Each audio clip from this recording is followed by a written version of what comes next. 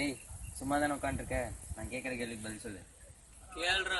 ஒரு கரண்ட் கம்பத்தில் 99 கிளி உட்காந்துருக்காமா. கடைசியில் ஒரு கிளி வந்து உட்கார்ந்த உடனே கரண்ட் கம்பம் கட்டாய் விழுந்துருச்சு. ஏன் உனக்கு தெரியுமா? 99 கிளி உட்காந்துட்டு இருக்கும்போது ஒரு கிளி வந்து உட்காரும்போது கரண்ட் கம்பம் கட் ஆயிருச்சா? கிளி வந்துச்சு உட்காந்துச்சா? அது என்ன கிளின்னு தெரியுமா? தெரியல, சொல்லு. வெட்டு கிளிடா. டே இது கூட தெரியல.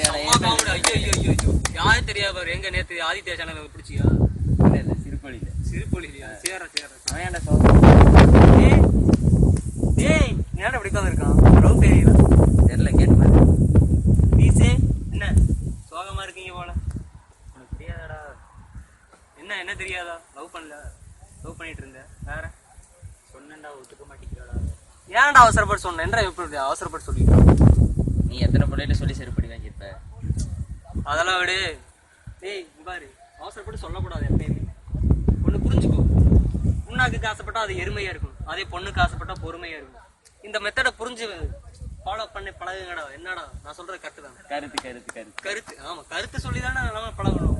சரி, மன சங்கட்டமா இருக்கான், அப்படியே ஜாலியா காட்டுக்குள்ள போய் டூரா சுத்தி தரலாம். என்ன சொல்றேன், ஒரு காட்டுக்குள்ள நிறைய மிருகமெல்லாம் இருக்கான். போலாமா? நீ வாங்கடா, போலாம்டா, ஜாலியா இருக்கு. சரி போலாம்டா, வாடா. இங்கதான் இருக்கு அந்த காடு. இங்கதான்டா இருக்கு. போலாமா? போலாம்டா.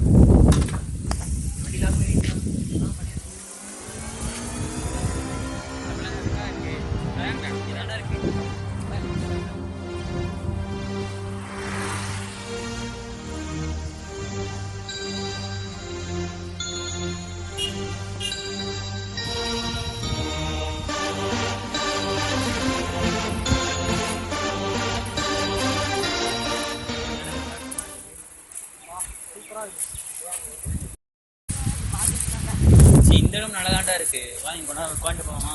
ஆமாண்டா, பசங்க ரெஸ்ட் எடுத்துட்டு கொஞ்ச நாள் கழிச்சு போகலாம். க்ளீன் பண்ணிட்டு போகலாம். சரி விடு.